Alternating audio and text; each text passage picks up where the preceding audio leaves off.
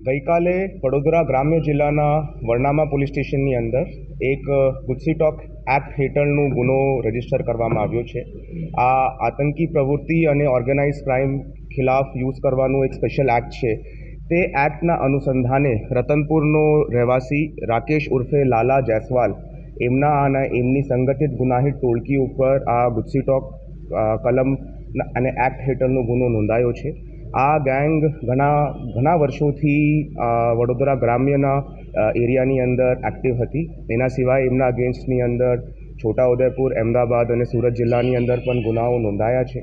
મુખ્ય તौर પર બુટલેગિંગની એક્ટિવિટીથી આર્થિક લાભ મેળવીને આ ગેંગની એક્ટિવિટી હતી અને એની સાથે આપણા વિસ્તારના લોકો ઉપર ધાક ધમકી આપવાનું, કોઈ એમના અગેન્સ્ટમાં બાતમી આપે તો એમના ઉપર અસોલ્ટ કરવાનું અને પોલીસના ઉપર પણ અસોલ્ટ કરવાના કેસીસ આ ગેંગ ઉપર રજિસ્ટર્ડ છે.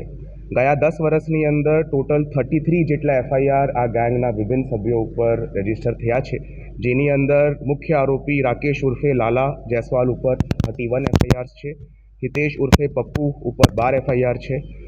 રાકેશનો દીકરો સચિન રાકેશ જયસ્વાલ ઉપર 5 એફઆઈઆર છે અને સીમાબેન રાકેશ જયસ્વાલ ઉપર 7 અને ગેંગનું જો સભ્ય છે રાજેશ ઉર્ફે ખન્ના બારિયા ઉપર ટોટલ 3 એફઆઈઆર છે.